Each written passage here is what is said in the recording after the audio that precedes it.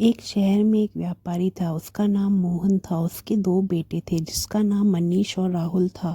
मनीष को दौलत और अपने रुतबे का बहुत घमंड था, जहाँ दूसरी तरफ राहुल बहुत ही शरीफ और सुलझा इंसान।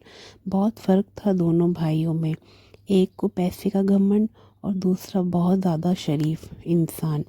घमंड के साथ साथ मनीष में जलन की भावना भी थी और बेईमानी जैसे अवगुण भी थे। समय के साथ उनके पिताजी की उम्र भी बढ़ती जा रही थी। ऐसे में उनके दोनों बेटों ने अपने पिता के कारोबार में अधिक से अधिक हाथ बटाना शुरू कर दिया। कुछ समय के बाद मोहन इस दुनिया से चल बसे और पूरा का पूरा कारोबार मनीष और राहुल के कंधों पर आ गया। बड़ा भाई होने के नाते मनीष ने व्यापार से जुड़े फैसले लेकर अपनी मर्जी चलानी शुरू कर दी।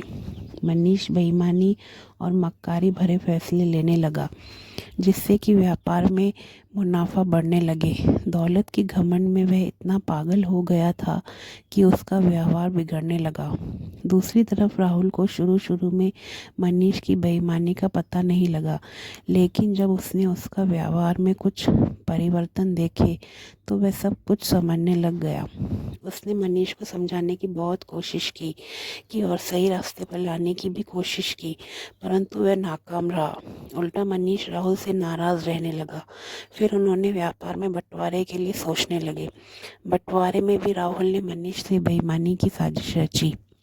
वह राहुल की हिस्सेदारी में कब्जा करने के लिए सोच रहा था। मनीष की यह व्यवहार से दुखी राहुल शहर छोड़कर दूसरी जगह अपना ठिकाना बनाया और फिर उसने अपना नया काम चालू भी किया। ईमानदारी की बुनियाद पर शुरू हुआ राहुल का व्यापार जल्दी ही चल पड़ा।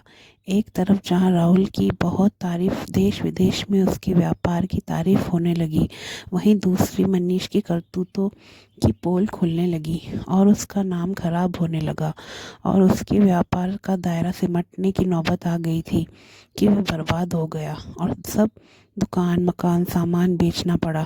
जल्दी मनीष के हाथ से सब कुछ निकल गया। वह पूरे परिवार सहित सड़क पर आ गया। मनीष को अपने किए पर पछतावा हो रहा था, लेकिन जो उसके नसीब में था उसका पीछा नहीं छोड़ा। दूसरी तरफ राहुल अपनी ईमानदारी और मेहनत से बहुत पैसे वाला भी बन गया था। जब मनीष की इस हालत की खबर राहुल तक पहुंची तो उसे बहुत दुख हुआ। वह पुरानी सारी बातों को भूलकर भागा भागा अपने भाई के पास गया और उसको अपने साथ ले आया और उसका सहारा बन गया। मनीष को अपने किए पर शर्मिंदगी हुई।